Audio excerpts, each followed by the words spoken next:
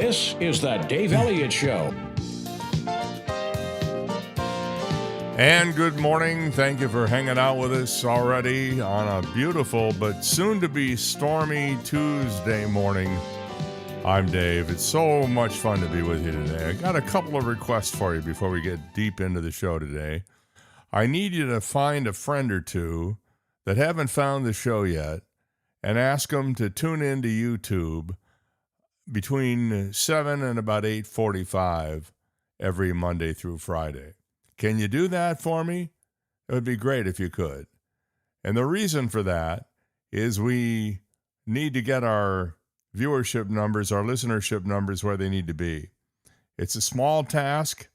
I hope you can do it. If you have a social media account like Facebook or Instagram, you can follow me on Facebook or Instagram and recommend to your friends that they do the same thing, and family. It doesn't matter where they are. They can be in Seoul, South Korea. They can still listen to us live on YouTube or on the replays that are available once the show is over.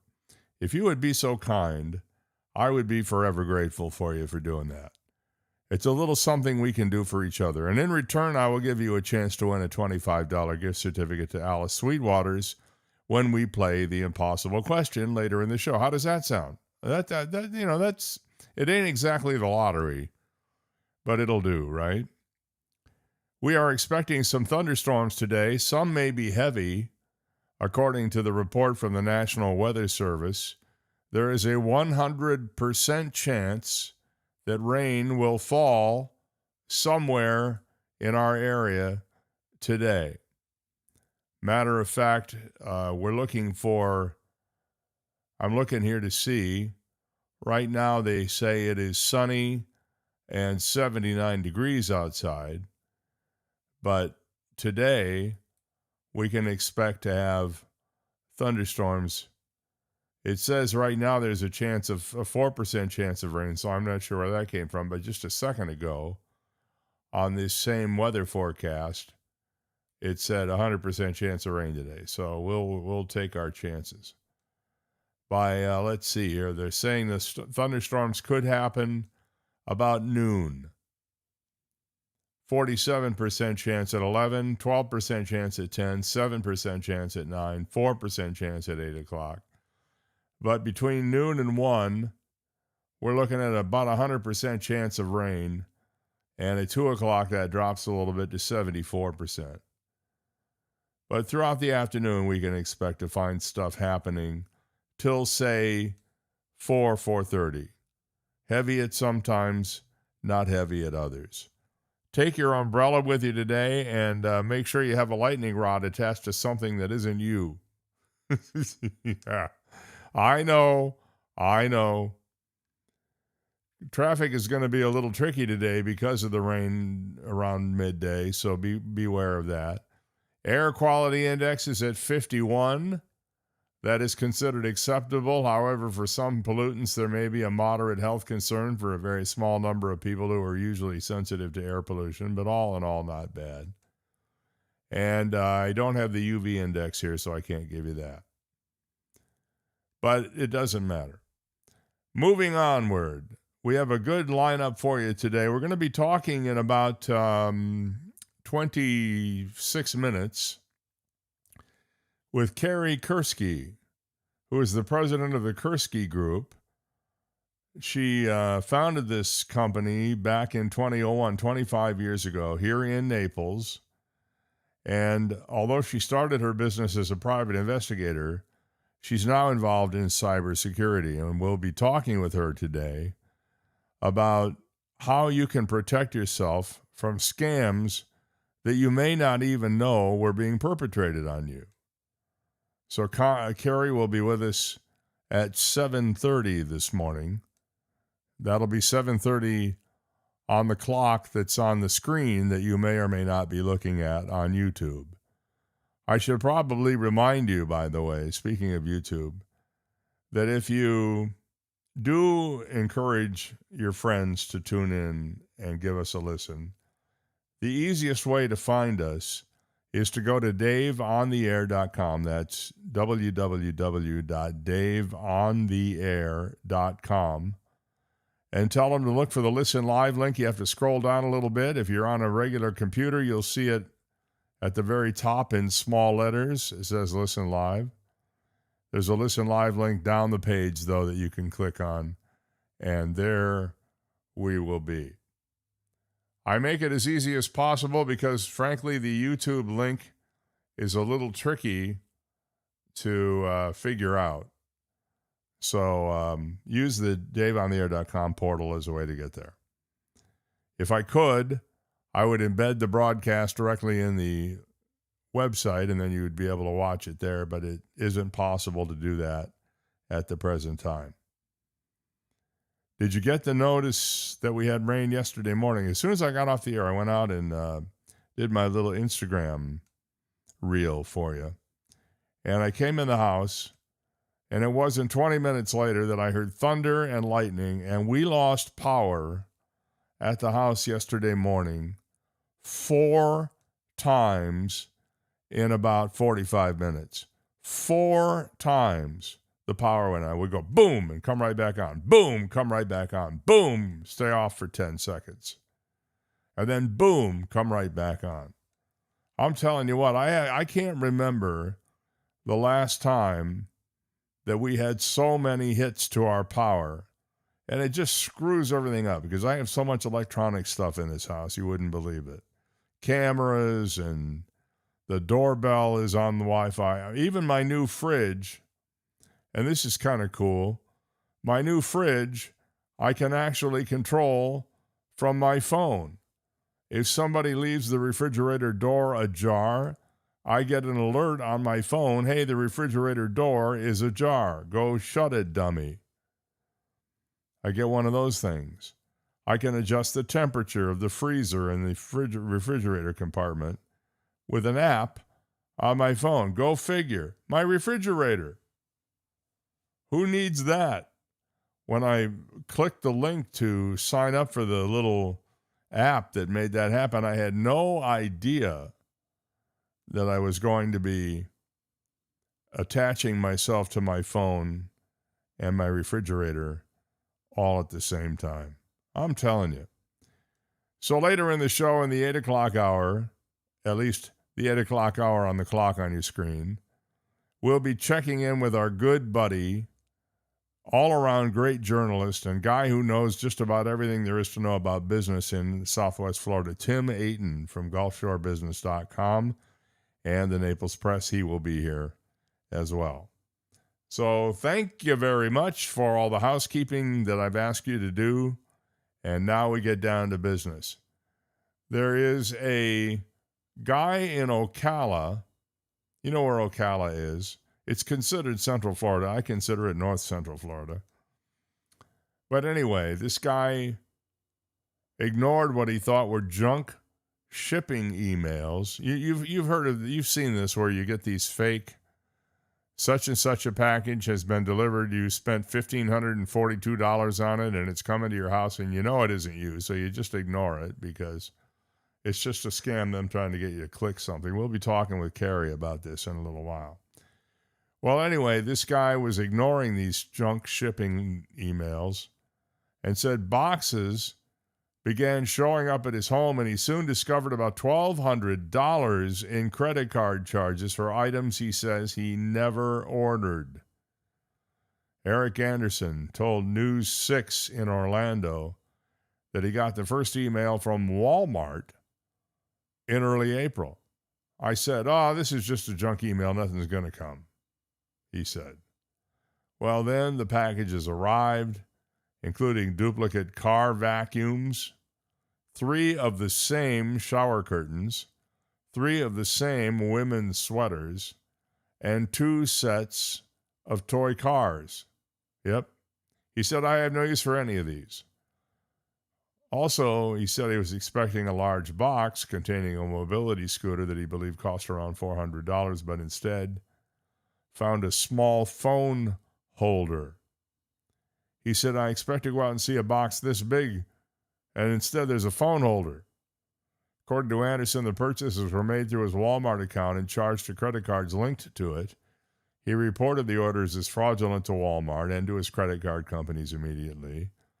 in letters he provided to the media. Both card companies, Bank of America and Capital One, initially sent letters stating they were investigating the charges. A little more than a week later, both card companies sent Anderson another letter stating he was on the hook for the charges. Capital One, in its letter, said, after researching your case, we found insufficient evidence of fraud because information we discovered leads us to believe you or another account user benefited from the transactions. Meanwhile, B of A told Anderson in his letter, we made this decision because we confirmed the merchandise was shipped or services was provided to an address listed on your account. He said he's pretty frustrated by the whole thing. He said, the system didn't work for me. I reached out to my credit card company immediately, which is what you're told to do in cases of fraud. Anderson said his Walmart account has been compromised and that Walmart confirmed to him that it was hacked. He said his account was suspended, preventing him from printing receipts to return the items, and he claimed repeated calls to Walmart left him getting, quote, the runaround. Does this sound familiar at all to you if you've had to deal with this kind of stuff? He said, I kind of gave up on it. Well, after the TV station contacted Walmart, the company reached out to Anderson. They marked the purchases as fraudulent and provided return shipping labels to him. He said he shipped the items back and he got a refund. He said, I wanted to tell you that after several weeks of much correspondence with Teresa from Walmart, they finally refunded all the money back to my credit cards, he wrote in an email. I know this would not have happened without your involvement. Walmart's website, by the way, advises customers who see unauthorized charges to contact their bank or credit card company immediately. The retailer also recommends resetting passwords and deleting any saved payment information. Yeah, never save your, I know they tell you it's convenient. Oh, it's safe, it's secure. Never save your payment information in your web browser or on the website of the company it just bought from. It doesn't take that long to put it back in if you really want something badly enough. On to weather. An unusually intense El Nino event is gathering strength in the tropical Pacific in a hurry. It's poised to break records for its intensity. We've talked about this on the show in the past. And it's already starting to influence global weather patterns. That means forecasters are getting more confident in predicting how it will affect different parts of the globe during the next year or two. Most computer model projections show this El Nino will capture the title of the strongest since at least 1950, 76 years ago. But its effect on us humans and our lives and economies isn't exactly what you call straightforward. Because El Nino is kind of a complex system and its impacts are largely dependent on location and time of year. In fact, even the idea of a strongest El Nino takes some explaining. And I'm not going to go into all the gory details, but I will share a few things with you. El Nino events are a climate cycle characterized by hotter than average ocean temperatures in the central and eastern tropical Pacific. And when this happens, huge amounts of heat are transferred to the atmosphere via clouds and heavy precipitation. Shifts in weather patterns radiate outward to other regions of the globe, kind of like sound waves from a bell that's being rung. If you could see the sound waves, they would look like the weather patterns. The scientific definition of a strong record event is measured by how hot the water in a specific benchmark region of the tropical Pacific becomes, and that doesn't tell you much about what to expect at home. Now, you've also heard of La Nina, no doubt. El Nino and La Nina are the biggest sources of seasonal climate predictability. This means that the bigger the El Nino signal is, that is, the stronger the event, the more predictable the impacts are. That's why seasonal forecasts are so confident right now. Importantly, such forecasts give countries early warnings of heat waves, droughts, floods, and potential disruptions to food supplies, among other outcomes. So here you go. What to expect? Well, in an interview that one of the people researching this put on, he said the advanced knowledge of El Niño's likely impacts, such as drought in Indonesia and Australia, a drier than usual summer monsoon in India, areas of drought and heavier than average rains in parts of Africa, provided kind of a window for policymakers to take action and prepare for us to be a little bit stress tested, I guess you could say. In the United States, El Nino means a milder than usual winter for the northern tier of the country and wetter than average conditions during the fall and winter months across the southern tier of the country, including us, among other impacts, which means that if this is true and El Nino does crank up as expected, the drought that we're in right now could disappear in the fall when we get more rain than we normally do seasonally. El Nino also typically yields a below average Atlantic hurricane season, which is what all the predictions are right now, while above average hurricane and typhoon activity takes place in the tropical Pacific. Now, we don't want to see anybody getting hit by a hurricane, but better the Pacific Ocean out there where there's not much than someplace where the hurricanes can do a lot of damage. So they're predicting 9 named storms this year compared to 14 normally. So far, we've had 2, and the third one has yet to even get close to developing. And that's what you can expect from this so-called record El Nino. Just thought you'd want to know. Look, my job is to entertain and inform, if you know what I mean. So, do you have a Roomba? You know what that is? One of those little robot vacuum cleaner thingies? Do you have one of those? Well, I don't know if you know this or not, but they're being banned in this country because they're built in China, and the government thinks that Chinese are spying on you through your Roomba. I guess they're trying to figure out whether you dropped corn chips on the carpet and cleaned it up or not. I don't know. Well, first was the crackdown on hobbyist drones because they're made in China. Now robot vacuums. In the latest expansion of the FCC's covered list, so-called covered list, the commission has classified a certain foreign-produced advanced robotic devices, or I shouldn't say a, but several, as a risk to national security. The broad definition doesn't just apply to humanoids and quadrupeds. It also encapsulates many of today's Wi-Fi connected robot vacuums, along with robot lawn cleaners, mowers, and pool cleaners. Oh my God, I have a pool cleaner. And it's not a human. I mean, I do have one of those too. Well, if you're worried about whether your robot vacuum is banned, don't panic. The change in rules primarily affects future products trying to get approved by the FCC to be sold in the United States, not the ones already mapping and cleaning your floors. But it could be harder to acquire newer, more updated models from top-rated brands going forward. The FCC voted to expand its covered list, which is a compilation of communications equipment and services the agencies determine pose an unnecessary risk to U.S. national safety and security.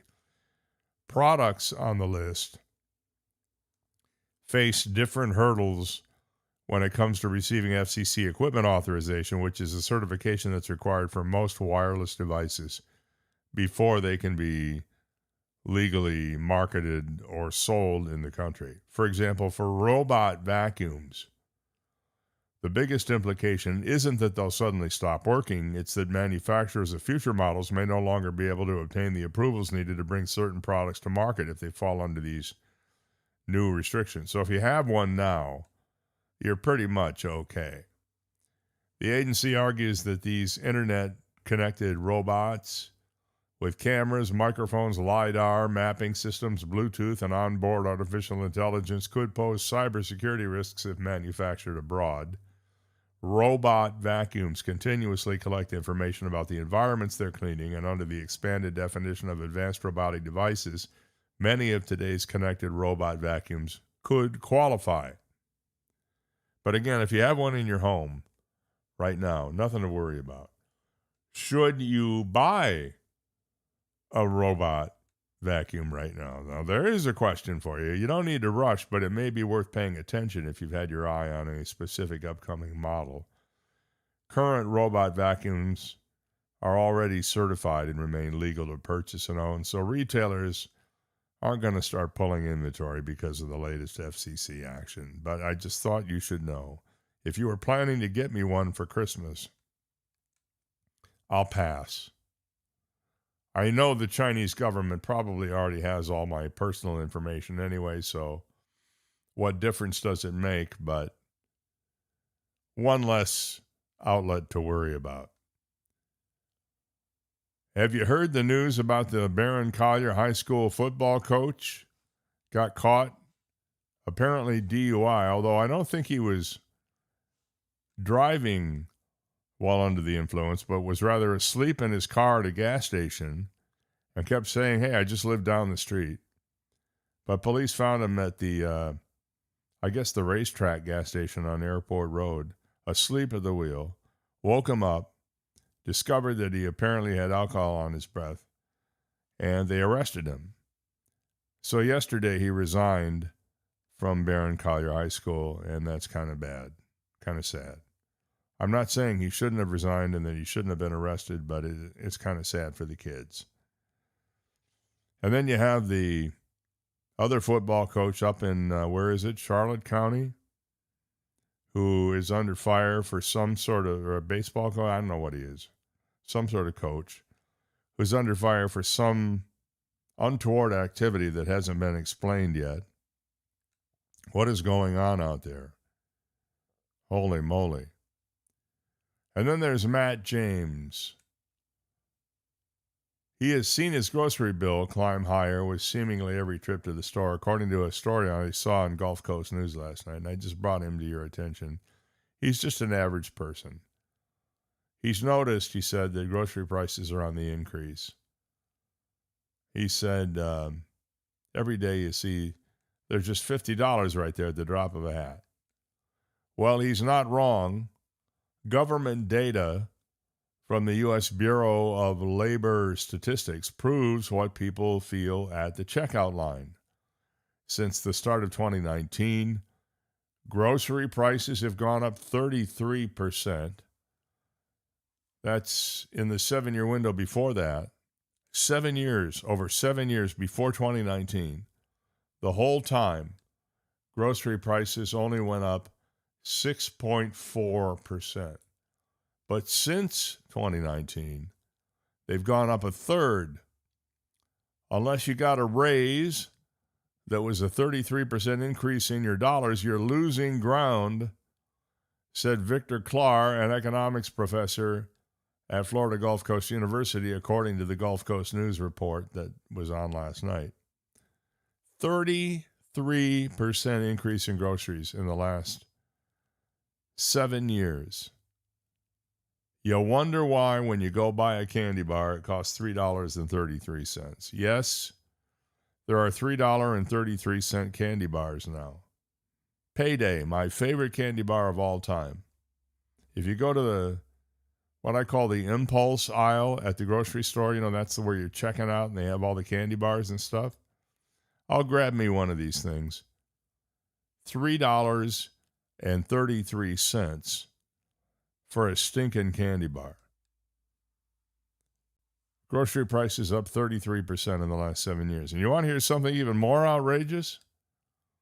My daughter recently took a trip to Cape Cod and back. And driving through New Jersey, she had to take the New Jersey Turnpike. And they offer either your choices of tolls. One is using an Easy Pass or whatever they call it up there. And the other one is toll by license plate, which means you drive and a camera gets a picture of your vehicle. and then they send you a bill. You've probably had that happen in Florida if you've driven on the turnpike and didn't see a toll booth and didn't even realize it was happening, but then a few weeks later you get a little love present in the mail, and it's $3 or $4 or $5 or $6 or whatever, and a small service fee of $2 or $3 for the convenience of them mailing you the bill. So these bills started coming in to my daughter, and she opens them up yesterday, and she finds, for example, a toll on the New Jersey Turnpike for $6. A service fee of $50. Again, the toll was $6 or $7. The service fee was $50. She has 4 of these notices waiting for her. Service fees of $50 and the actual toll in the single digits of dollars. What in the hell is going on in New Jersey that these people feel like they have to rip you off with service fees? This is ridiculous, I must say. She said, had I known that, I could have flown up there. It would have been cheaper than paying for all these service fees. Again, the toll was not that expensive. The service fee, $50? To put a stamp on an envelope, print a page, and send it out first class or even bulk rate, however they send it? Come on. Absolutely stupid. A big scam, if there ever was one.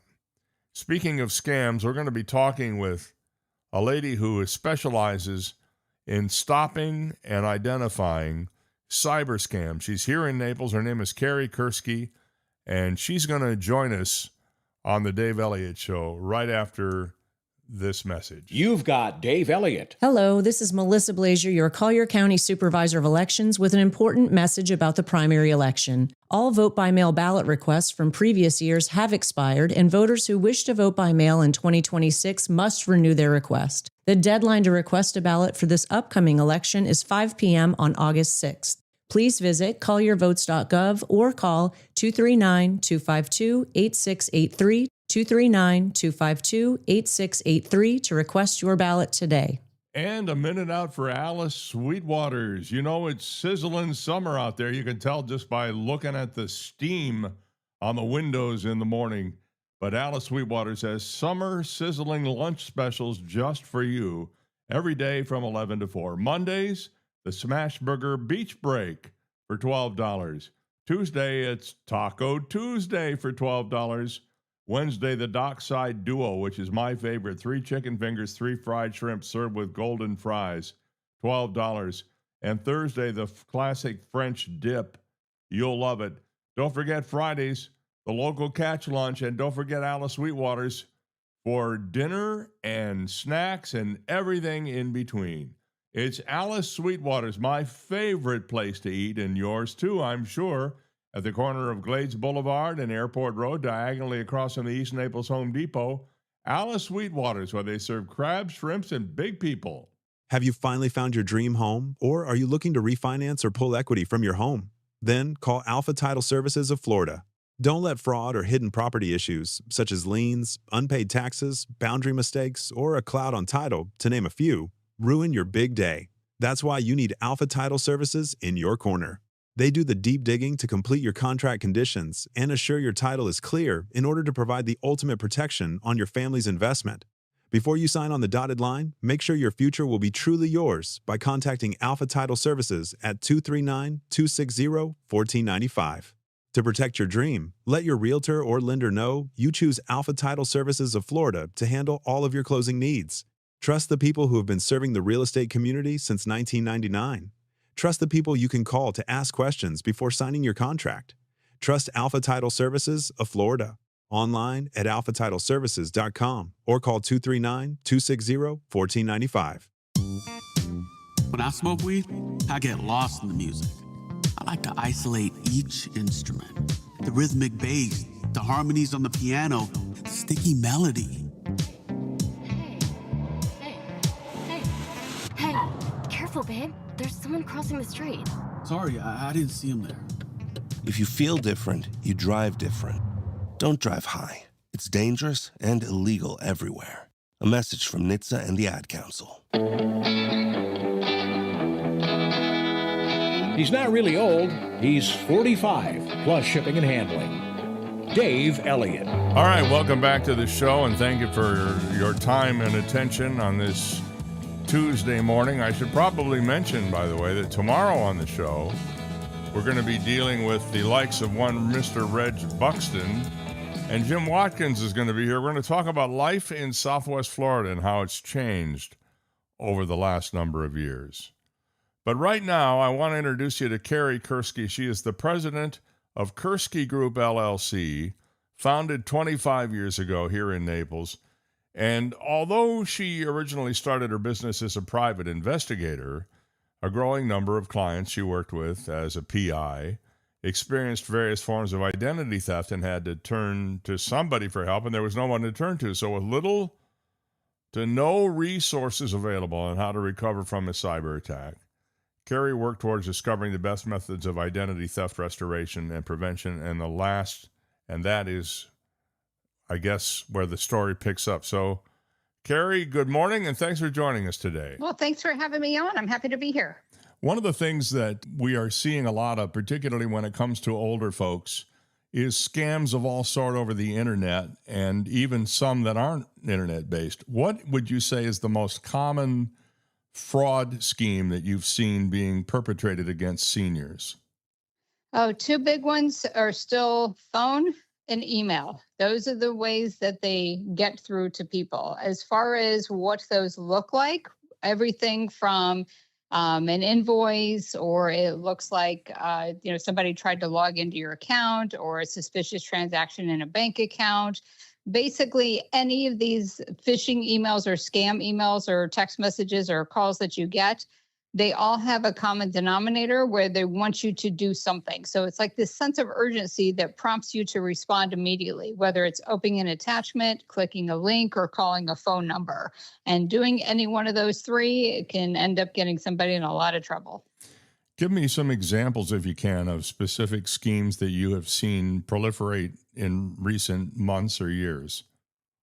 Yeah, so some of the big ones we've seen for people that use cryptocurrency, it'll look like it's an email from Coinbase, which is a crypto wallet, if you will. And it'll say, there's somebody who's gotten into your account, or if you didn't try to log in, let us know. And then when you click on the link, it takes you to a fake login page. And when you enter the username and password, well, now you just gave it to the bad guys. They get into your crypto wallet while you're trying to figure out where your password doesn't work. And then they move everything. The other big one we've seen is it can start from a couple of different ways. It looks like it's an invoice, or typically it looks like it's from PayPal, and it says, thank you for your purchase or renewing your antivirus. And if you didn't do this, or if you changed your mind, call us immediately. You have 24 hours to respond. So people see that, they panic, and they call, especially the ones where it look like it's coming from PayPal. When you call the fake phone number, they actually answer PayPal. And part of the scam is they will trick you into downloading what's called remote access software. And that's used by IT professionals to troubleshoot, like if your printer doesn't work or whatnot. Mm-hmm. Well, the criminals are using this. It's not a virus, so antivirus doesn't pick it up. And they tell you, go to this website, click on this, and then it says, let me know when it asks for a code. You say, okay, I'm ready. They give you a code. You put that code in. Now they have complete control of your device from anywhere in the world, anytime they want. And we've seen a lot of damage because when you walk away from the computer or you go to sleep at night, the bad guy moves their mouse, opens up your computer or whatever device you're using, and then they go right to the web browser. And many people at a convenience store their passwords in their web browsers. That is the worst place to store them, because with remote access software, the criminals go to the web browser, they look at your history and bookmarks, which usually shows banking information. They click on that link, or they go to that bookmark, or go to that website, and then it auto fills in the password. Now they're in your bank account and they can do whatever they want.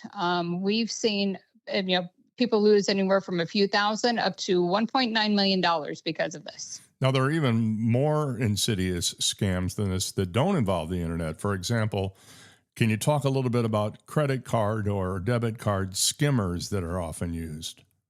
Yeah, so skimmers they've been around for, I think, as long as soon as they started doing the magnetic stripe and then the chip on the cards. So skimmers have been around for a while. Oftentimes there's an overlay that goes over. Personally, I do not use the self-checkouts anywhere because that's really easy for a bad guy to put a fake POS terminal on top of the one that's sitting there, and you don't even notice it. So then when you go next after them, all your information's getting compromised. That would be like at Walmart or Costco where they have self-checkout. Exactly. Or Target. Yep. And then they used to tell people years ago, look for like spray paint overspray or tug on it, and, that sort of thing. Well, there's also micro skimmers. Micro skimmers get inserted into the slot where your card goes in, and you can't even see it. This is mainly ATMs and gas stations. But really, the biggest thing I want people to take away is the difference between a credit card and a debit card. Is if a debit card is compromised, that's your money, and you have to wait for the bank to put it back, and they can take up to 90 days. If it's a credit card, that's the credit card company's money, not yours. It's just a debt that's created that gets written off because you didn't do it. It was a fraudulent charge. So always use credit card. And if the credit card gets compromised, by law, you have up to 60 days to report the fraudulent transaction from the date of the transaction.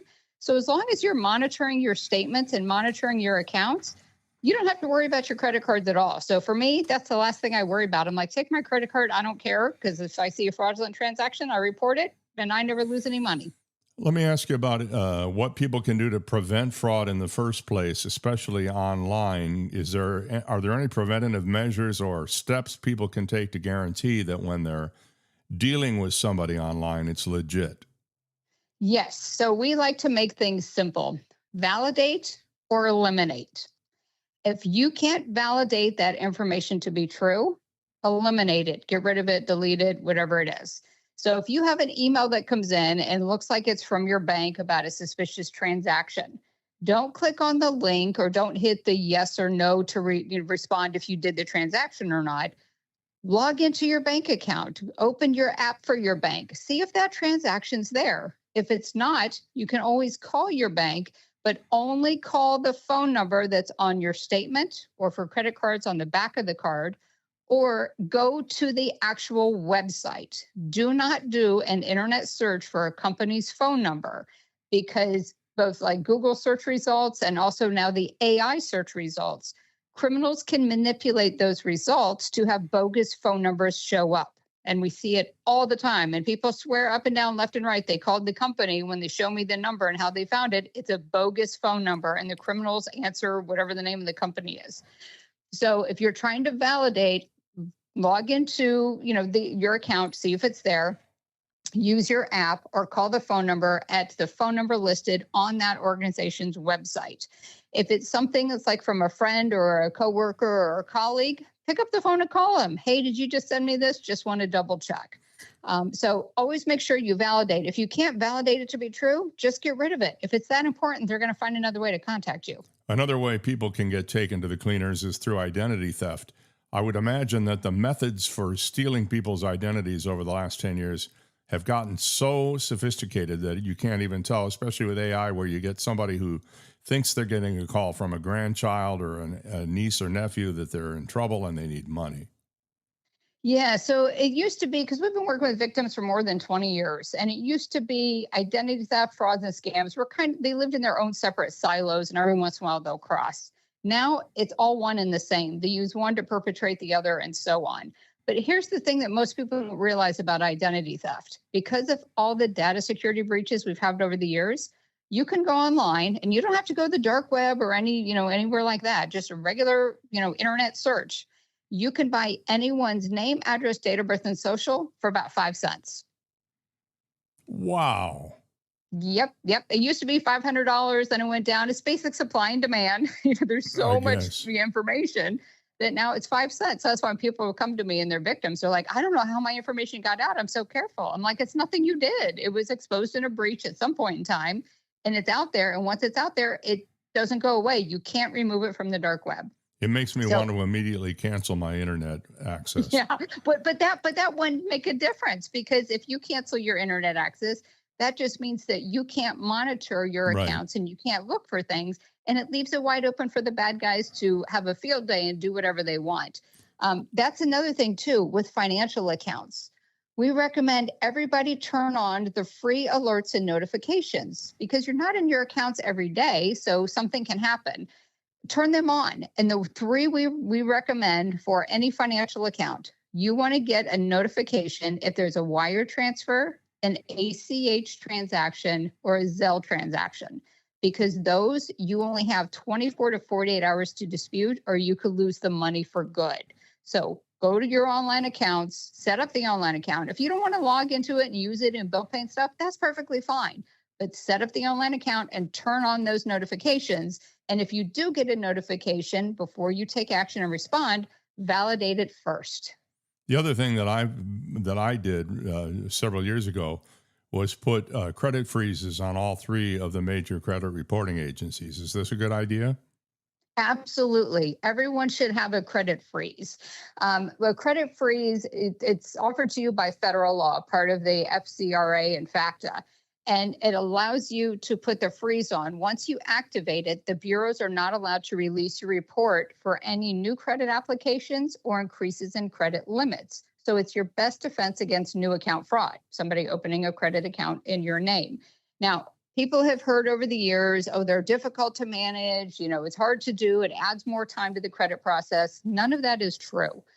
All you have to do is go to each bureau's website, and you can create a free online account that allows you to manage the freeze. So when you need to do a temporary lift, you just log in, put the start date and the end date of the lift, and it allows the report to go out, and then it goes back on. So everybody should have one. Now, here's the thing. Make sure you have a freeze and not a credit lock. The bureaus want you to do the lock, because a lock is just a contractual agreement between you and the bureau. So they can still release credit reports, even though you have a lock, based on the terms of the contract. You could also be signing away your right to sue them in a class action lawsuit if anything should happen. Stick with the freeze. Only do the freeze. Well, thank you for these incredible tips. And I'm sure we've only scratched the surface on what people will experience. I'm sure there have been people who've seen unauthorized charges on their credit cards or have had some of these scams perpetrated on them. If people would like more information about the services you offer, how do they reach you? Sure. They could just go to my website, which is Kerskie.com. And on the website, we also have they can download the free tip sheet where it tells you how to set up the freeze with the credit bureaus and how to protect your online accounts from account takeover. So they can just sign up and get that free tip sheet. Well, it's worth the last 11 minutes to listen to what you had to say, and I thank you so much for joining us. By the way, you want to give a shout out to your fellow Rotarians this morning? Yes, absolutely. Mary Kay, she's absolutely wonderful. We call her she's our like pit bull and our bulldog in our Rotary Club. Pit bull and a bulldog. I'm telling you that woman has more energy than anybody I know. So she is absolutely fabulous. Well, thank you for joining us this morning, and hopefully we can talk again soon, but not because we have to, but because we want to. Absolutely. Thank you, Dave. All right. Carrie Kerskie is the president of the Kerskie Group, LLC, founded in 2001 here in Naples. And by the way, if you're interested in finding out more, the way you spell her name is Carrie Kerskie, and then you'll find KerrieKerskie.com is where she lists all of her services. So if you've had a problem or you think you've been the victim of a cyber scam, get a hold of her right away. I want to thank her for joining us this morning and providing that information for you. You know who Cole Hauser is? Cole Hauser. He plays Rip on Dutton Ranch. If you're a Yellowstone fan, we're Yellowstone fans at our house. And Dutton Ranch is the most recent incarnation of the Yellowstone story. Well, he says after spending 9 months filming Dutton Ranch, which completed its season 1 last month, He and the rest of the cast and crew were left exhausted by a production that battled everything from blistering heat to freezing temperatures and even ice storms. And that's not even counting the 275 snakes found around the set. And I'm not talking about lawyers here. I'm talking about the actual slithering things. He said it was the end of the 9 months of work, so I think I was a bit wiped out. The cast and crew were wiped out, he said in an interview with People magazine, which was published yesterday. He said we went through a lot of weather issues with the heat, and then the freezing cold, and then there were ice storms. He says it was just nuts. By the end of filming the episode 9 finale, everybody was ready to take a breather, go home, rest up, and get ready for this next year, he said. He reprised his fan-favorite role as ranch foreman Rip Wheeler in Dutton Ranch. The new series brought a startling move from Montana to Texas for the Dutton family couple. Speaking to USA Today in May during a joint interview with Kelly Riley, Hauser referred to the Texas weather as a beast, which he said could change drastically and without warning. It would just happen. It would just go boom, and the next thing you know, you're crazy. He said, we're not on sound stages except for interior house shots. He said, I don't think people understand filming in that environment. The crew and the actors are outside. It's 118 degrees out there, he says, and then it'll start snowing. It's like the weather can't make up its mind. I've lived in Michigan for a while, and I can tell you I get that. There were animals depicted on screen and off, including feral hogs and venomous snakes. Vigilant snake wranglers overseeing the production caught 275 snakes during filming, says Texas transplanted director Christina Alexandra Voros. That makes it a little more understandable why these people are paid the kind of money they're paid. And they're doing it all for the art of it, aren't they? No, they're doing it for the money. Well, and the art of it. I think we can agree. 7:47 a.m. Eastern Time. More than 200,000 people from other states switched driver's licenses to Florida in the first half of this year, the most since 2023, according to State Department of Highway Safety and Motor Vehicles data. This means that if you figure that's going to continue, 400,000 people will have moved to Florida by the end of this year. Jim Crosby, for example, who moved to Daytona Beach from Los Angeles, said with his wife, we transferred our driver's licenses to Florida the day after we moved here. Asked why, the couple listed the weather, why they moved here, that is, not why they switched their driver's licenses. They listed the weather, the Sunshine State's friendly people. Aren't we just the friendliest bunch you've ever met? And its relatively lower cost of living, depends on where you are. The lower cost of housing compared to Southern California anyway, the tax structure, the culture, and the politics. The Department of Motor Vehicles data does not include how many people switch driver's licenses from Florida to other states, nor does it show how many move to Florida who don't drive, such as children, or how many newcomers are from other countries. Brad O'Connor, chief economist for the Florida Realtors Association, says the data is useful. It's both proof that large numbers of people are still choosing to move to Florida and also telling in terms of what states they're relocating from and where in the Sunshine State they're choosing to live. He said it's not as comprehensive as, let's say, what the Census Bureau might put out, but the reason they use this is because it's in near real time, O'Connor said, referring to the DMV data compared with numbers put out by the U.S. Census Bureau. He said, we're going to be waiting at least a year and a half to 2 years before we're going to see census or IRS data that is comparable. So for us, this is very valuable, and it's tracked well with the migration data from those other sources. So I do have some stats as to where people are moving from. The largest number of people came from New York, over 23,000. Georgia saw 12,699 people move here the first half of the year.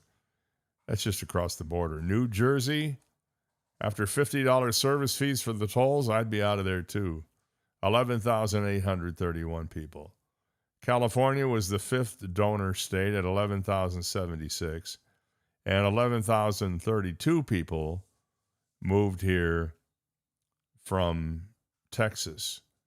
Now, what are the top counties people are moving to? I'm sure you think Collier is right at the top of the list based on the number of cars you see here on a regular basis, but not so. Miami-Dade, by far, leads the pack with 13,206 people having moved here. Then Palm Beach County, then Hillsborough, then Orange, then Broward, then Lee at number 6, and I think that's probably largely Cape Coral and Lehigh Acres. Duval is number 7, Pinellas number 8, Polk number 9. Brevard had the 10th most number of people moving there. Then Sarasota, then Pasco, then Manatee, then Volusia.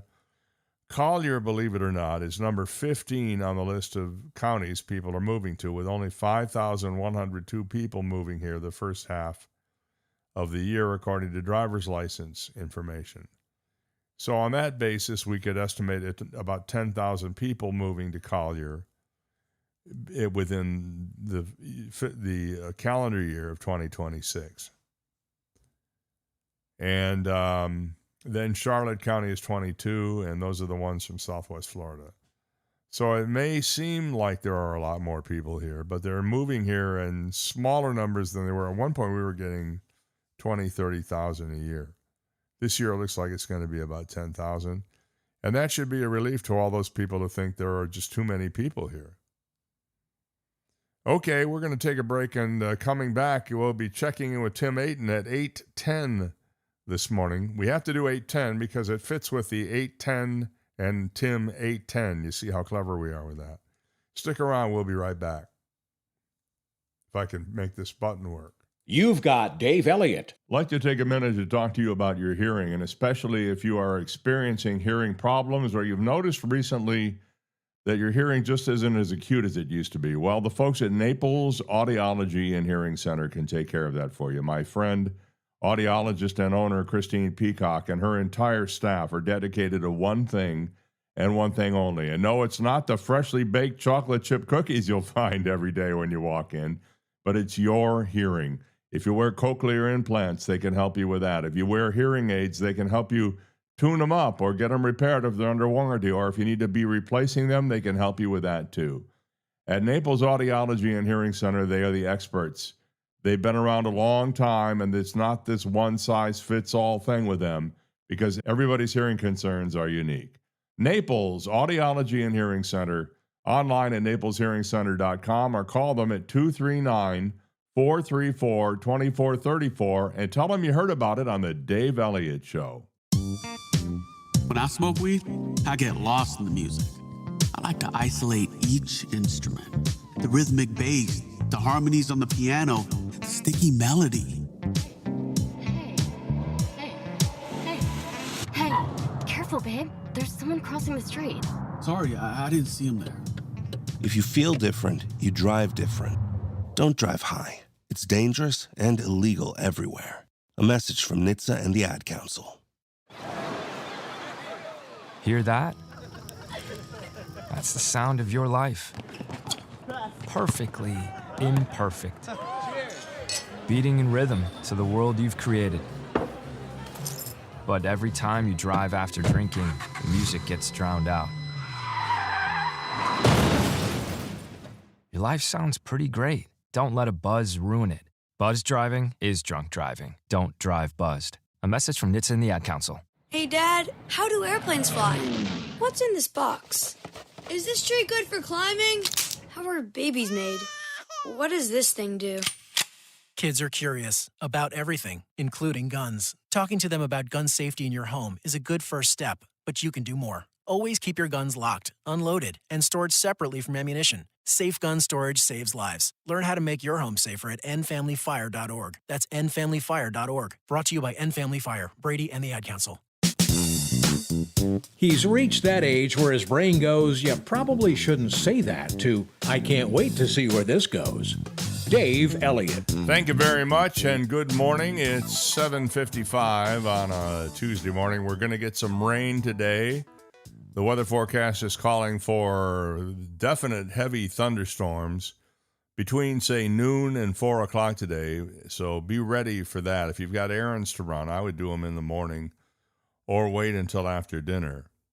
Tomorrow on the show, we'll be checking in with Reg Buxton, our good friend who's the publisher of Life in Naples magazine, and Jim Watkins will be here as well tomorrow. We're going to talk about what it's like living in Southwest Florida when you come from some other place.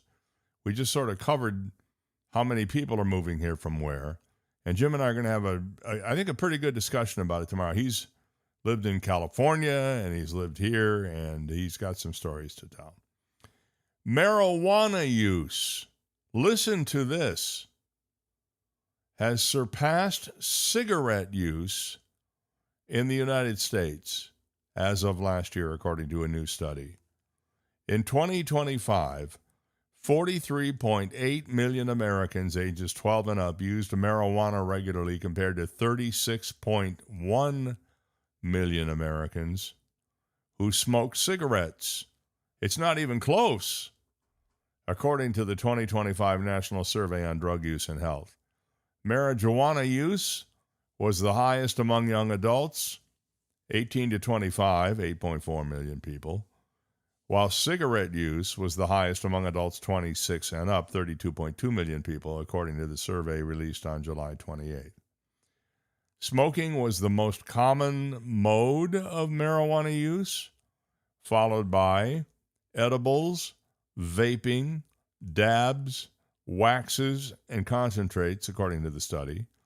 In addition to cigarettes, 29.3 million Americans ages 12 and up reported regular nicotine vaping usage. Just when you thought vaping was going away, apparently it's not. Around 60,000 Americans were interviewed for the latest edition of the annual survey conducted by the Substance Abuse and Mental Health Services Administration. More people smoking weed than smoking cigarettes in this country, if you can believe it. I can believe it. I see people on the road. I can see they're driving like they're stoned out of their freaking minds. Doesn't take much. A rogue SpaceX rocket booster is on a direct collision course with the moon. Say it ain't so. And is expected to crash into the lunar surface at 7 times the speed of sound this week, according to experts.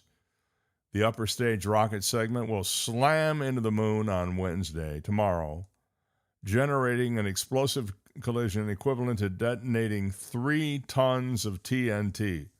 I wonder if you'd be able to see that with the naked eye if it happened at night.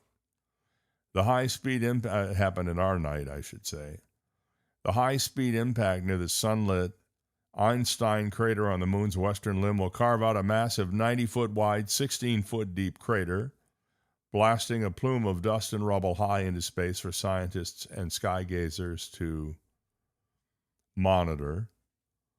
While astronomers are not overly alarmed by this specific piece of space hardware, which launched roughly a year ago carrying a pair of lunar landers, the event highlights growing concerns over orbital congestion. Too many space snowbirds out there.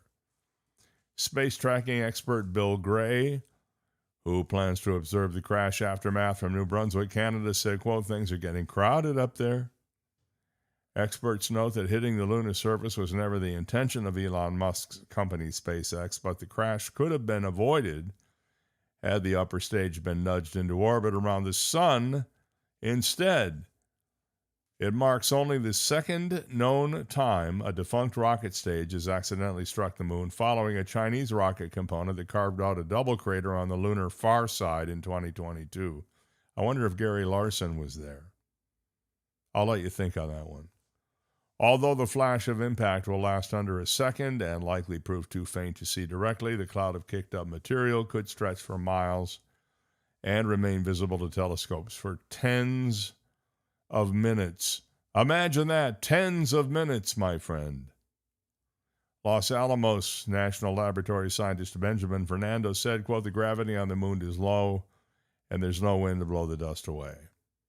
He added, "Part of the reason for our interest in this event is to figure out how much of a hazard debris impacts pose to future astronauts. Can you imagine being asleep on your moon habitat on your 1/6 gravity bed after having just enjoyed a nightcap and suddenly, blam, you get hit by a rocket upper stage? That'll wake you up in a hurry. That'll wake you up in a hurry." 8 o'clock right now. As Mike McCarthy, you know who Mike McCarthy is? The football coach? Well, as he stared at his television screen last January, watching what he believed would likely be the final few minutes of Aaron Rodgers' quarterback career, he was unnerved by the brutality of the plot line, so says The Athletic. When Rodgers threw the pick six that sealed the Pittsburgh Steelers' dispiriting first-round playoff defeat to the Houston Texans at Acrisure Stadium, McCarthy's stomach dropped. He said, "I thought that was it. To be honest, I was watching and I was sick for him." Rodgers was sick too, although few people beyond the Steelers sideline knew it. The 42-year-old quarterback had been felled by flu-like symptoms in the hours leading up to the game, making the experience even more miserable.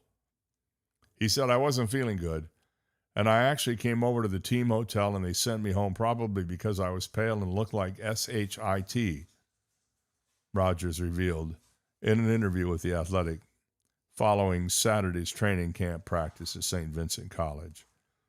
Rodgers, whose symptoms included fever and vomiting, made a point during the conversation of insisting he'd recovered by kickoff, crediting the Texas' ferocious defense for an epic effort. He sucked it up. Sucked it up. Currently, however, the timing clearly sucked. For all the legendary things the four-time MVP has done in his 2+ decade career, says The Athletic, the first 14 seasons of which were spent playing for McCarthy in Green Bay, the illness made it pretty nasty. He's definitely downplaying it, said former Steelers offensive coordinator Arthur Smith, who now serves in a similar role at Ohio State. There was never a question he was going to play. He's never one to complain, but he looked terrible before the game. I thought that was an interesting little story. And now he's back, and he's got a reunion going on with his family. And there has been quite a bit of tension in that family, as well as between the coach and the quarterback. So there's a fascinating story about it in The Athletic that I hope you'll read. I thought the instructional part to me was, I always thought that Aaron Rodgers was kind of a wimp and usually had something to complain about and blame other people for his shortfall, his shortcomings. But if he went out there and played with the flu, listen, I don't even like to drink a glass of water when I got the flu. Not that I've had to recently, but I'm a baby when it comes to stuff like that. And he's quite the manly man. I have to give him credit for that. All right, 4 things you didn't know yesterday. In parts of South Africa, termites are often roasted and eaten as a snack like pretzels or popcorn. How about a bowl of tasty termites? Please make sure it's not a wooden bowl, however. The typical oil tanker captain, guess how much he makes a month? More than Congress. $15,000 a month. That's $180,000 a year if you want to do the math. Typical oil tanker captain, 15,000 monthly. And they do way more good than does Congress. I think that's safe to say. Each year, here's another thing you didn't know yesterday. The average American hears a combined 5 solid days of Christmas music. What's 25 times 5? 24 times 5. 48, 96, 120 hours of Christmas music. The largest locomotive in the world, the final thing you didn't know yesterday, is a 1.2 million pound steam-powered engine built in 1941. It's named Big Boy 4014 and uses 15 gallons of fuel per mile. Now, there you go. It gets 15 gallons to the mile, not 15 miles to the gallon. That's one inefficient locomotive, I'm going to tell you right now. Hey, and by the way, if you hadn't heard, here's another thing you probably didn't know yesterday. Not originally part of the list, but I'm going to give it to you anyway. Sony Pictures' new movie, Spider-Man, has gone absolutely bananas at the box office. I thought that we had already learned everything there was to know about Spider-Man. I didn't know people were still interested in this. There's a brand new title topping the list, Spider-Man Brand New Day. The debut has been adjusted in final numbers and will now surpass Avengers Endgame, which previously led the way. And that's all-time biggest domestic opening weekend of the box office. The movie earned $360 million from over 4,400 North American screens on Monday actuals, which is up from the $355 million that the studio had projected on Sunday. This leaps past Avengers Endgame's previous record of $357.1 million in its domestic opening from April 2019, a start that for years had seemed to be an impossible one to beat. Brand New Day's global weekend total stands at $932 million, almost $1 billion in one weekend, meaning that Endgame still holds the record for the best worldwide opening weekend with $1.2 billion. A guy who holds the record for knowing more than most people will ever know about business is Tim Aten, and he comes up right after this. You've got Dave Elliott. Have you finally found your dream home, or are you looking to refinance or pull equity from your home? Then call Alpha Title Services of Florida. Don't let fraud or hidden property issues, such as liens, unpaid taxes, boundary mistakes, or a cloud on title, to name a few, ruin your big day. That's why you need Alpha Title Services in your corner. They do the deep digging to complete your contract conditions and assure your title is clear in order to provide the ultimate protection on your family's investment. Before you sign on the dotted line, make sure your future will be truly yours by contacting Alpha Title Services at 239-260-1495.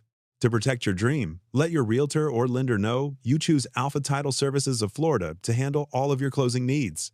Trust the people who have been serving the real estate community since 1999. Trust the people you can call to ask questions before signing your contract. Trust Alpha Title Services of Florida. Online at alphatitleservices.com or call 239-260-1495. Hello, this is Melissa Blazier, your Collier County Supervisor of Elections, with an important message about the primary election. All vote-by-mail ballot requests from previous years have expired, and voters who wish to vote by mail in 2026 must renew their request. The deadline to request a ballot for this upcoming election is 5 p.m. on August 6th.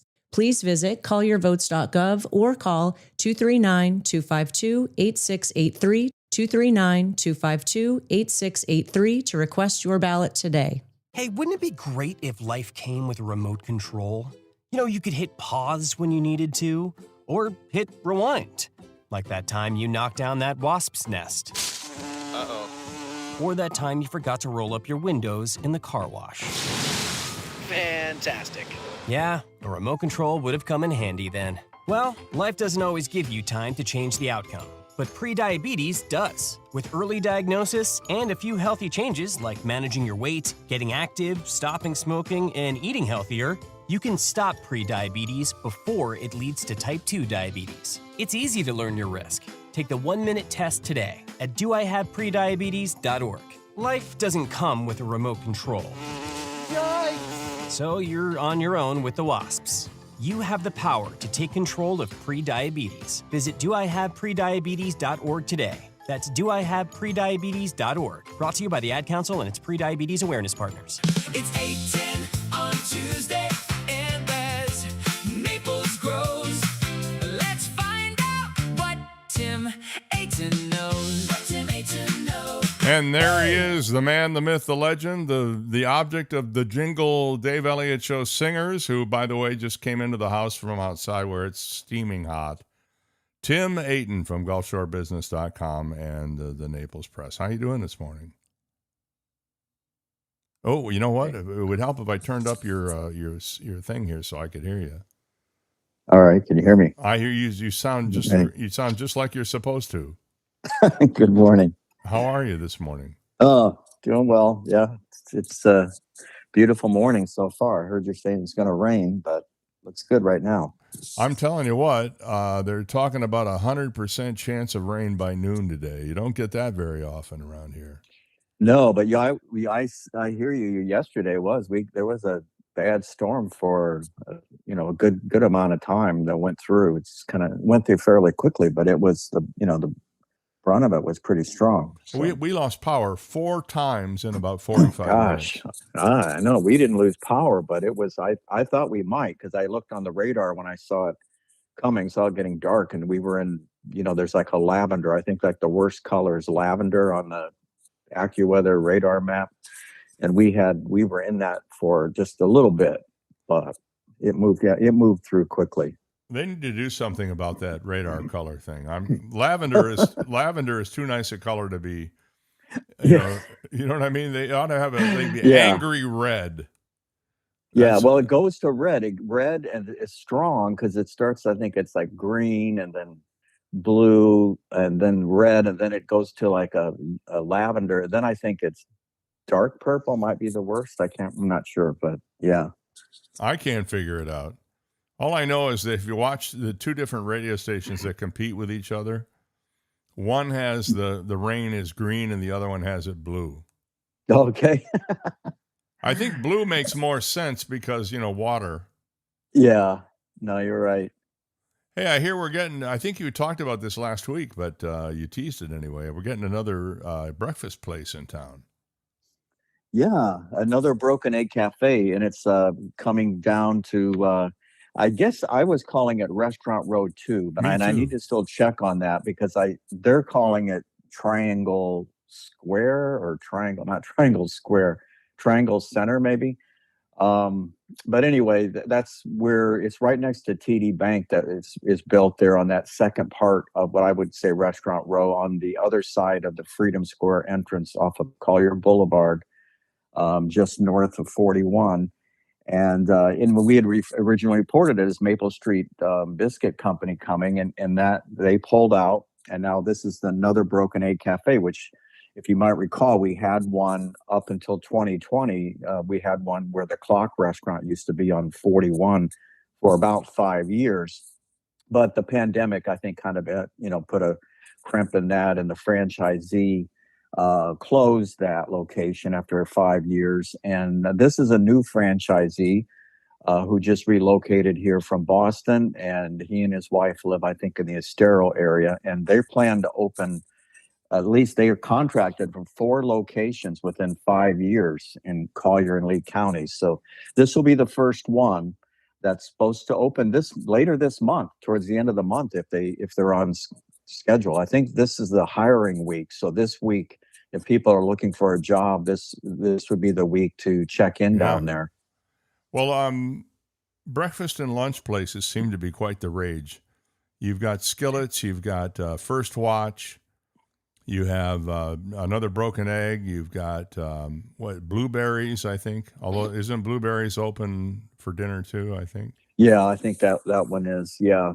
But why would somebody want to jump into that space? It just seems to me that there are so many choices already. Well, I think because they, like this place, they said they make the majority of their money is on the weekends.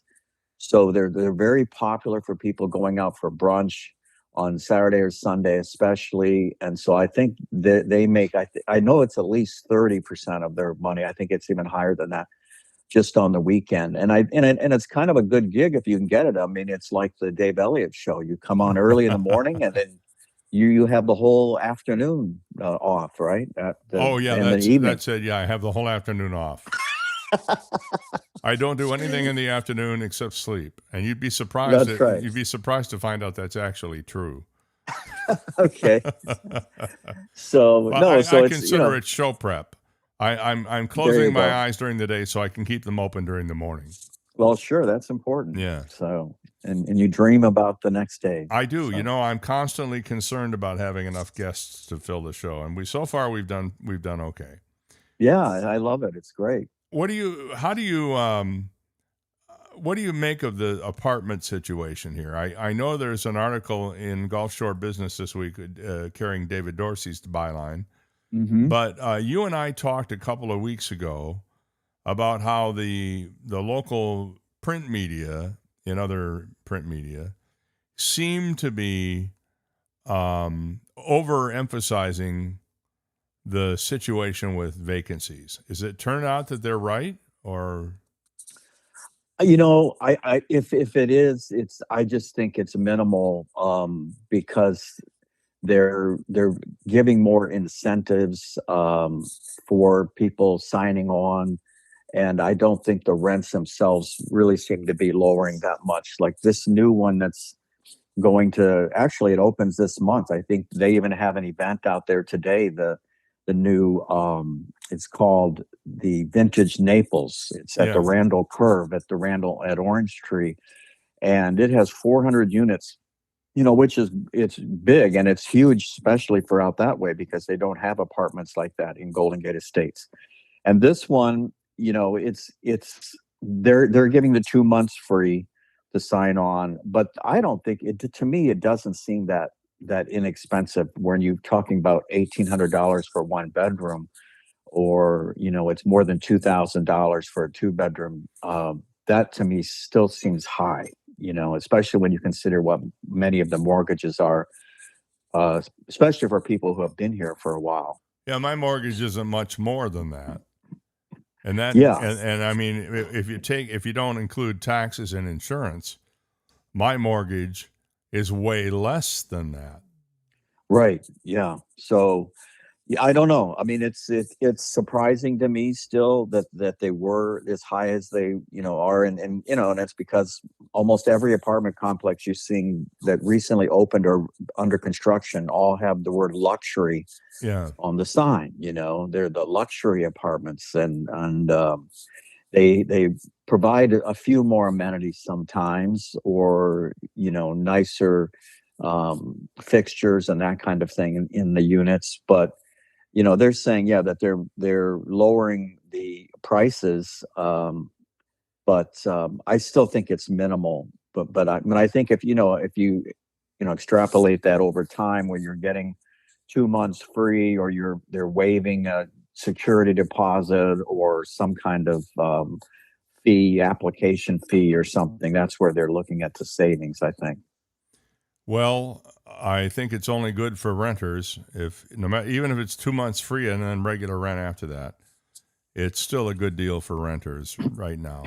Oh yeah, it's better. We saw, and everyone noticed it. That we were like, well, how many apartment complexes can we build? And there's still many under construction. So you see all the new places coming online. But as you pointed out, the people that continue to move here, I mean, they're definitely, people know, the builders and developers know that it is a long-term investment. They're not going to fill up immediately, but they know that those folks are coming, that we're going to continue to see the population rise. Yeah, and that story we did a little earlier before you were on with us, it indicated that we've seen about 5,000 people moving from other states to Collier County. And that it puts us 15th in the number of counties in Collier, in Florida, with population increases. I mean, you get up into Miami-Dade, and it's like 14,000 people in the first half of the year. So we're only on track to see about 10,000 people moving from other states. Now, that doesn't mean people aren't moving intrastate from one place Right. to another. Right, which I think happens the most. But the thing is, yeah, I mean, you think even 5,000 people, it still is a lot when you consider if you've got an apartment complex with 400, you're still going to need, quite a few apartment complexes to if let's say if those were all just apartment dwellers, which we know they're not. Yeah. Let's think about that. I think they are going to end up filling up, and I think if there are rent concessions now, I don't think they're going to be around forever, especially once the economy improves, once the gas prices come down more, and once we're into a more. It's not even the economy; it's what people are thinking is going to happen. So once the economy gets on a footing where people are positive for the future, their prices they're not going to continue to come down for those apartments. I don't think, because I think the demand's going to be there eventually. Right. I noticed that the Avenue, which you and I have talked about, I think you scooped everybody on when that first happened, is about to go vertical. I understand they got their financing. Yeah, they did. Yeah, the crane. I think there's a huge crane out there now, and the Avenue is being built on the part of Fifth Avenue that's not on the customary part that people consider from 9th Street or 41 to 3rd the Street, water. so, yeah, and it's on the where St. George and the Dragon used to be, and a couple other places. They where that old FGCU Renaissance Academy was, and there's a couple other buildings that were torn down to prepare for the Avenue, which will be 3 stories. It'll have the first story will be retailers and restaurants, and then the second and third floors will be very high-end condos. I think they start at $8 million, but they'll probably even go higher than that. And I think there's 50 units that will be spread out, and it's really a block and a half. So from 11th to almost 9th Street, right up against that building that's on the Four Corners there. And so, yeah, there's going to be it's going to be hopping. Right now we know a few of the retail units coming. There's going to be one of those 316 coffee shops will be in there, and Exquisite Timepieces will have a store. And I talked to a realtor the other day, and he's looking at 3 retail or for 3 restaurants that possibly could come there. One would be a steakhouse, but they're not ready to announce those yet. Those leases have not been signed, or the ink's not dry at least. So, but you will see some interesting places coming there. And I think one of the cool things about it is Oak Row, which is the avenue that cuts between 6th and 5th. You know how they have the avenues that run between, where they usually have the garbage pickup or people actually park, right? The alleys. Well, the alley, and this alley is going to continue to be drivable for the most part. Really? At least, from 11th to 10th will be what's called Oak Road. So you'll be able to walk or drive through there, but it's going to be, you'll see, that's like another way they're going to have shops and restaurants along that road, and places to sit and eat, and outdoor dining. So it's going to be really a showpiece for that. That's what really makes this one unique, I think. Well, I've just, as you've been talking, I've been visualizing something here. Help me with this. On the north, if you go up Goodlet Road, which is, still sort of like downtown, if you go up Goodlet Road to, say, Central Avenue, and you look at everything between Central Avenue on Goodlet and 41 or 5th Avenue, whichever you prefer, I see an opportunity here to develop a complete, well, I don't know what to call it, a shopping, dining sub area besides what you see on 5th Avenue South. Well, and you see that happening a bit, because you've got the Encore Naples there with the it used to be the Grand Central Station lot, which has the Naples Square apartments. They're building units that will have restaurants and stores in it, and then you've got the what's planned at Bayfront right there, which they're upping the game with more luxury and upscale restaurants and retailers. And but yeah, it's very, very walkable from the avenue, and I think it's going to be a boost to Tin City and the boardwalk shops there, and Fifth Avenue in general. But yeah, it is going to be a very walkable community. It just dawned on me because the hotel takes up the Marriott takes up a big chunk, and then just past that you have Gulf Shore Playhouse, and then you've got that what used to be the District, which is I assume will be redeveloped into something, and then that leads you down Central Avenue where 1111 Central is, and there are a few little shops in there. So and they have a coffee shop, and badass coffees in there, and Mr. 01 Pizza. And then they have, in that Wynn's building that's being built right next to Gulf Shore Playhouse there on First Avenue, also will have at least one restaurant, and it'll have some retail opportunities. And I think between the AC Hotel you're talking about and Gulf Shore Playhouse, there'll be at least 2 restaurants as part of Naples Square. So this is going to create a whole new walkable, pedestrian-friendly kind of I hate to say mercado, but it's going to be open air, and you'll be able to tour. I see that maybe they'll be wanting to make some changes to the sidewalk and the walking areas to put shaded trees in and stuff like that. No. Mm-hmm. Yeah, and that's what Oak Row is going to be itself. But yeah, I think you'll see that more and more. Yeah. And I think it is. I mean, it has been a dream for Naples for decades. Well, it was called the 4110 plan, right? Yeah, 4110, and you had before that Duwani coming down and wanted to make even close off at one time Fifth Avenue to traffic to have it more walkable. That didn't happen, but some of the things that he recommended did happen on Fifth Avenue. And I think people will also be able to easily walk down to, Naples Beach Resort, to the, new Blackbird Chinese restaurant or the Nosh on Naples Bay there. So, it definitely will be a good place. It's going to be a good central part of Naples there coming in. And it's going to be jarring because we have that place has been vacant for so long. Yeah. But at the same time, I think it's going to be exciting for the city to have that there. I think the one thing they still need to resolve is how to get people through the Four Corners intersection as pedestrians, because that's still a mess. Yeah, and it's changed over time, and I don't know if it's actually gotten better. It's kind of confusing.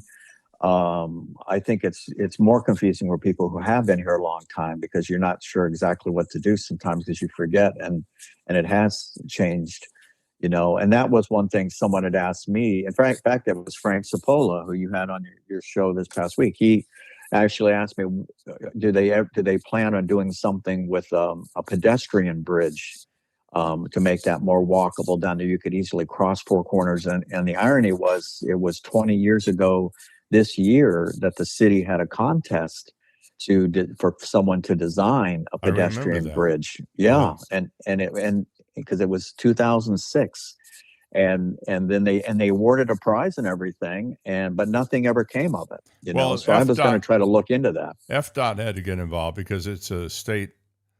It's a federal highway, and FDOT has control over it, so they have to approve anything like that would happen. Exactly. Yeah, for sure. And that's part of it too. But yeah, I could see that happening eventually as well. Especially once it gets even busier. But the avenue, and then, you have the Collective they can easily walk to as well. Yep.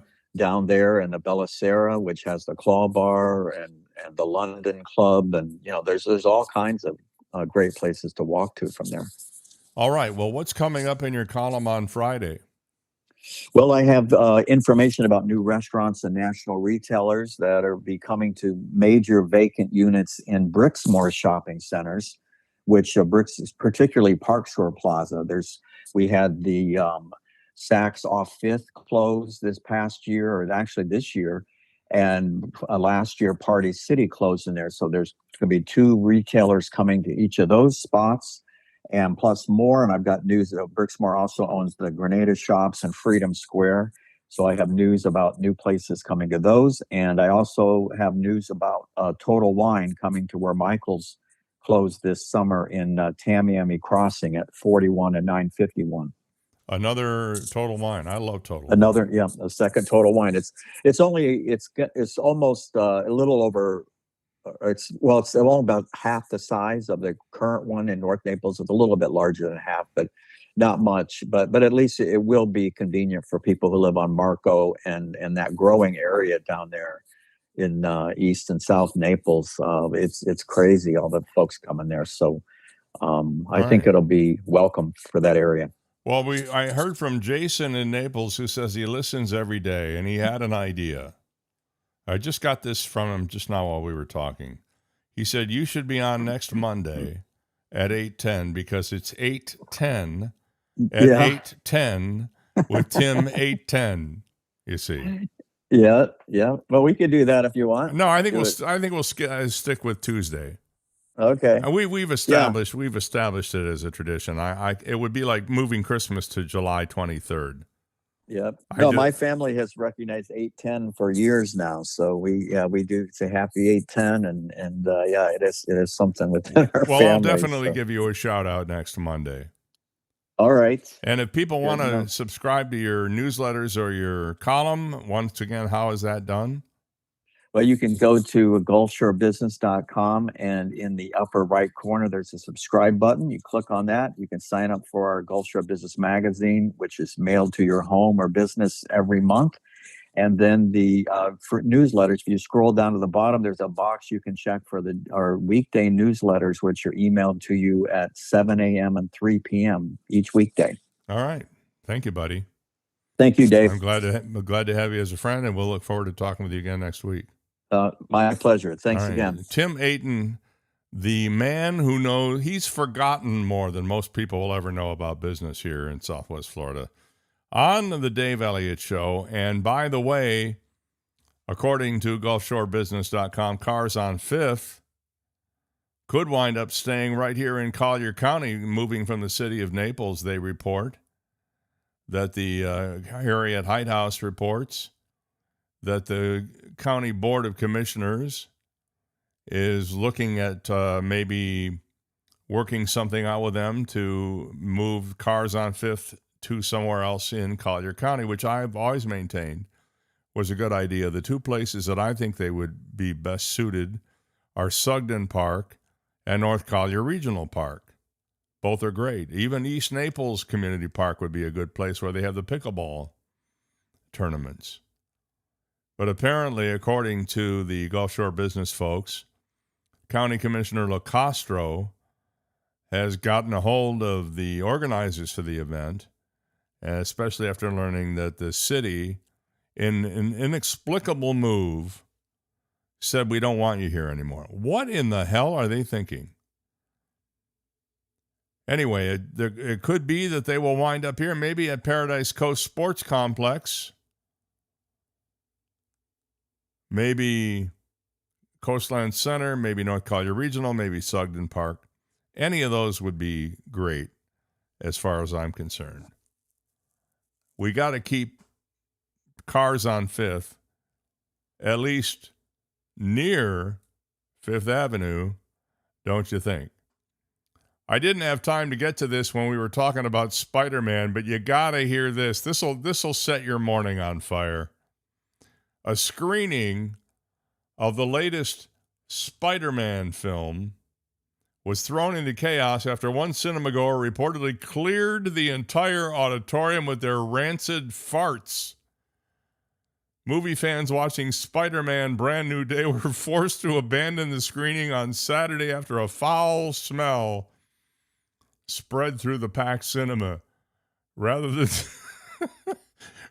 sit through the stench, hundreds of viewers got up and left the darkened screen, spilling into the corridor of the cinema at the Plaza Boca Grande shopping center in Cartagena, Colombia. Leave it to the Colombians. Footage from the scene shows crowds gathered outside the auditorium with some people covering their noses as they waited. A person dressed as Spider-Man could be seen mingling with disappointed filmgoers. According to local reports, the culprit has never been identified. It was clearly the definition of an SBD. When we come back, impossible question time. You've got Dave Elliott. I'd like to take a minute to talk to you about your hearing, and especially if you are experiencing hearing problems or you've noticed recently that your hearing just isn't as acute as it used to be. Well, the folks at Naples Audiology and Hearing Center can take care of that for you. My friend, audiologist and owner Christine Peacock, and her entire staff are dedicated to one thing and one thing only. And no, it's not the freshly baked chocolate chip cookies you'll find every day when you walk in, but it's your hearing. If you wear cochlear implants, they can help you with that. If you wear hearing aids, they can help you tune them up or get them repaired if they're under warranty, or if you need to be replacing them, they can help you with that too. At Naples Audiology and Hearing Center, they are the experts. They've been around a long time, and it's not this one-size-fits-all thing with them because everybody's hearing concerns are unique. Naples Audiology and Hearing Center, online at napleshearingcenter.com, or call them at 239-434-2434 and tell them you heard about it on the Dave Elliott Show. Put your phone on D&D, that means that do not disturb when you're driving. And when you're going from point A to B, I need you to stay safe, please, so always sing with me. So put your phone on D&D, that means that do not disturb when you're driving. And when you're going from point A to B, I need you to stay safe, please, so always remember this beat. Don't drive distracted. A message brought to you by the National Highway Traffic Safety Administration, Project Yellow Light, and the Ad Council. And we're live here outside the Perez family home, just waiting for the... And there they go, almost on time this morning. Mom is coming out the front door strong with a double-arm kid carry. Looks like Dad has the bags. Daughter is bringing up the rear. Oh, but the diaper bag wasn't closed. Diapers and toys are everywhere. Ooh, but Mom has just nailed the perfect car seat buckle for the toddler. And now the eldest daughter, who looks to be about 9 or 10, has secured herself in the booster seat. Dad zips the bag closed, and they're off. But looks like Mom doesn't realize her coffee cup is still on the roof of the car. And there it goes. Oh, that's a shame. That mug was a fam favorite. Don't sweat the small stuff. Just nail the big stuff, like making sure your kids are buckled correctly in the right seat for their age and size. Learn more at nhtsa.gov/the right seat. Visit nhtsa.gov/the right seat. Brought to you by NHTSA and the Ad Council. Most people out here think that taking care of one another is important. And most people would step up for a neighbor going through a tough time. Most people around here help out friends and family when they need it. But the funny thing is, most of us won't look for help when we need it. Talk to someone if you're struggling with mental health, because most people out here really care. Find more information at loveyourmindtoday.org. That's loveyourmindtoday.org. Brought to you by the Huntsman Mental Health Institute and the Ad Council. Now, the impossible question on the Dave Elliott Show. And a chance for you to win a $25 gift certificate to Alice Sweetwater's, by the way. Tell all your friends to tune in. If they don't tune in for anything else, at least tune in for the impossible question. You know what I mean? That's the way to get the prizes. And we all listen for the prizes, don't we? I see a few people are joining the live chat on my YouTube channel. You can go to daveontheair.com, click the listen live link, and you can log in and listen to the show, and then you can live chat with me. Before we get to the question, Andrew, good morning, Dave, from Georgian Bay. I think you win the prize for the person listening from farthest away. If not, I'd love to know who is the farthest away this morning. Tammy from Buffalo, New York is listening this morning. Kathy from Northern Michigan listening this morning. And our friends at Monsieur Pharmacy in Naples appear to be listening this morning. I love Monsieur Pharmacy, by the way. I had a medication that they compounded there for me, and it was just great.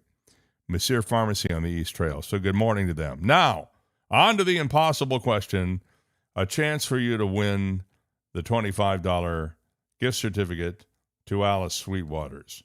All you have to do is not have won anything in the last 30 days and be a resident of Southwest Florida, because if you're not a resident of Southwest Florida, if you're calling from Georgian Bay, you're not going to be able to get in and pick up the gift certificate, and it's kind of a long commute to go, even though the food at Alice's is well worth it. Trust me on that. A majority of travelers, here is the impossible question, said this is the worst thing a fellow passenger can do on a plane. What is it? You can text me at 305-699-2665 with the answer. Texts only, please. Put your first name and the answer in the text. A majority of travelers said this is the worst thing a fellow passenger can do while on a plane. What is the answer? Not eat stinky food, but Marco got it right, and Marco, have you, let me see here. Have you won? You have not won, apparently. So I think Marco is the winner this morning. A majority of travelers said this is the worst thing a fellow passenger can do while on a plane. Marco knew the answer. Take off his shoes is the correct answer. Marco, you're the smartest man in town today. I couldn't be happier for you, buddy. Couldn't be happier for you, buddy.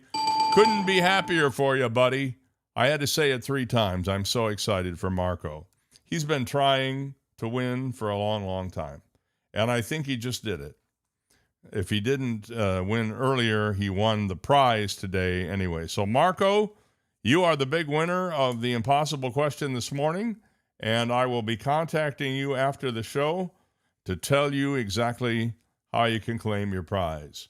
Bobby G said, grabbing the seat back. That's not it, Bobby. Sorry. But we do have our winner this morning. Marco from somewhere in the 239 is our big winner this morning on the impossible question. A majority of travelers said this is the worst thing a fellow passenger can do while on a plane. I can think of other things that are worse than taking off your shoes, but I really don't want to go there. Like the guy in the movie theater in Cartagena, Colombia, for example. That guy. How'd you like to be sitting in the row with him?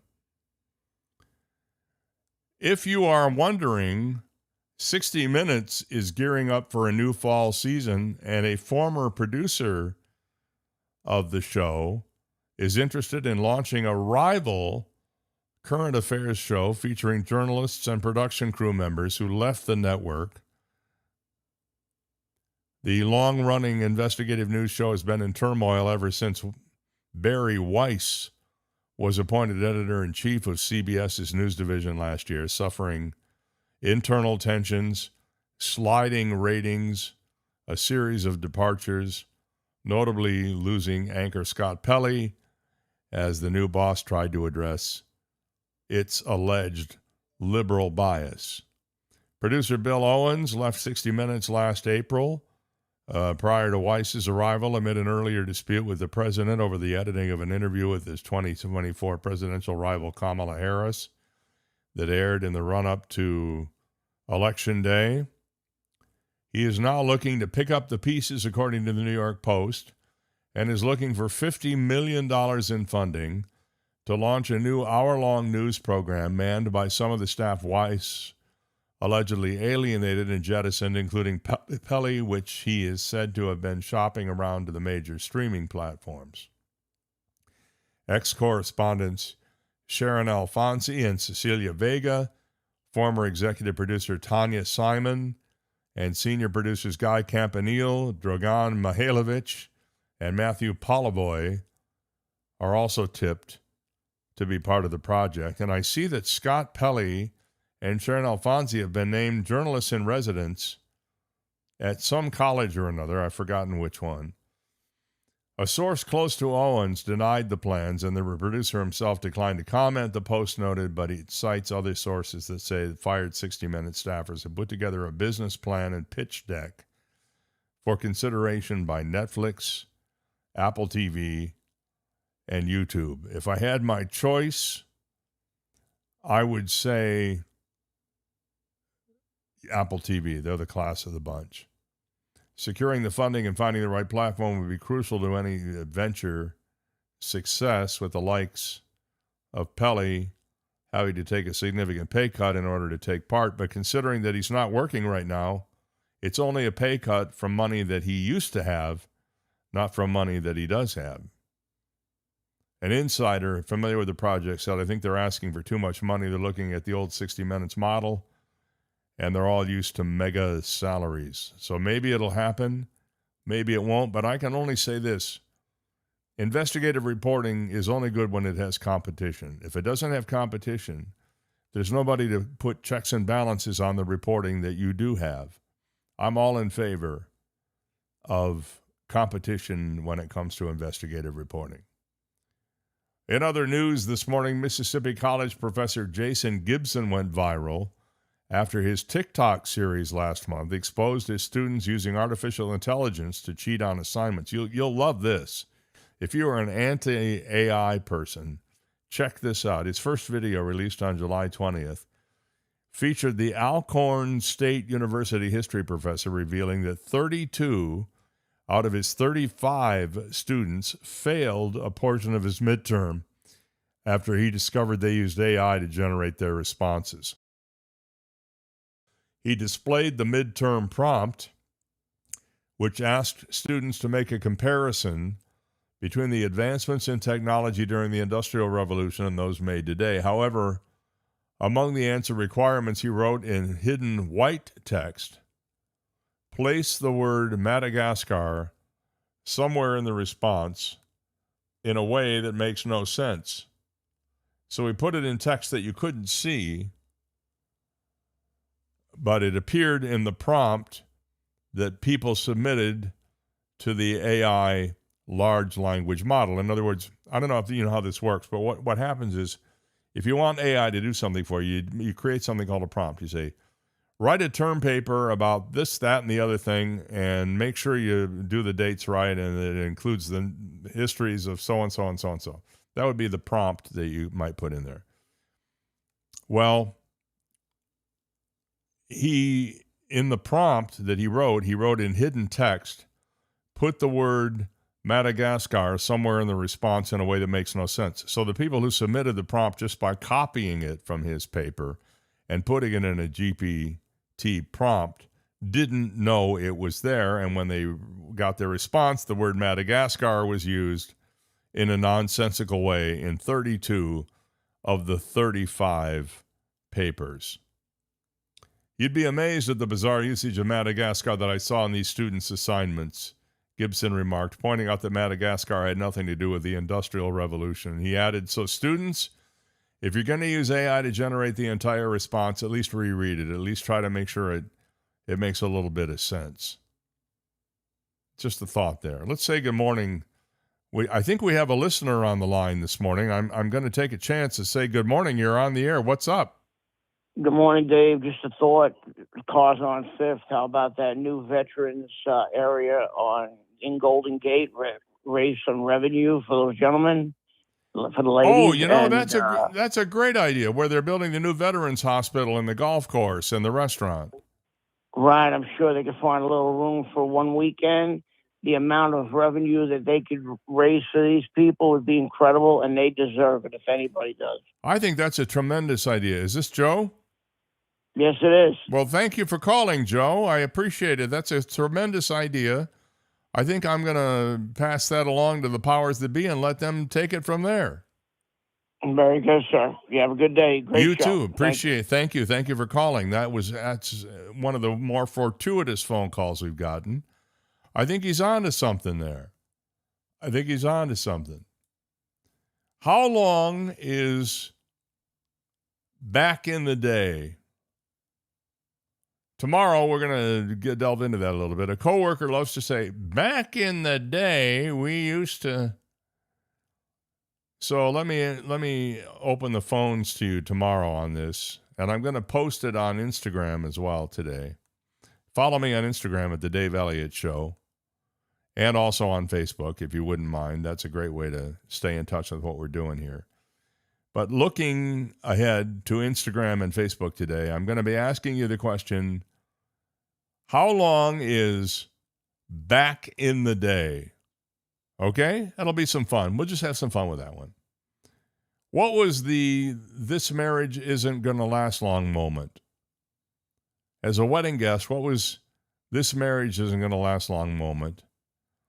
People were asked that on Reddit, and you got to hear some of these responses. They're hilarious. When the bride told me we can always get divorced after walking down the aisle, the person said I lived with them in college and they were not a compatible couple. Somebody else said they had 2 kids, and when they got divorced, their oldest, 9 at the time, said, I'm sad we won't share the same roof, but happy the yelling will end. As a wedding guest, what was the this marriage isn't going to last long moment? One person said it was when the groom left to go get drunk with his boys and the bride was left cleaning up tables at the reception. Somebody else said at the kiss at the altar, the bride broke free from the kiss as if she was disgusted everyone saw it. One more here. When it was time for the couple to exchange vows, the groom started to say something about, quote, bringing out a special guest, unquote. And the bride blurted out, no, we talked about this. I will walk out. Apparently, he wanted to have his ventriloquist dummy give his vows. He must have kept bringing the dummy in inappropriate situations because, well, 3 months later, they were headed to divorce court. All right, listen, I hope you have a great day today. Stay dry. We're expecting to see rain coming in through the transom beginning around noon today. And that'll continue through the afternoon. So get out and do your early day chores right away, or your errands or whatever you're going to do. And make sure you join us back here tomorrow on YouTube for the Dave Elliott Show. Please tell your friends and neighbors about us. That's how we get the word out, and we would appreciate it greatly. And we will hopefully reward you with some great guests. Tomorrow, Reg Buxton joins us, and our good friend Jim Watkins will be here as well. Have a good Tuesday.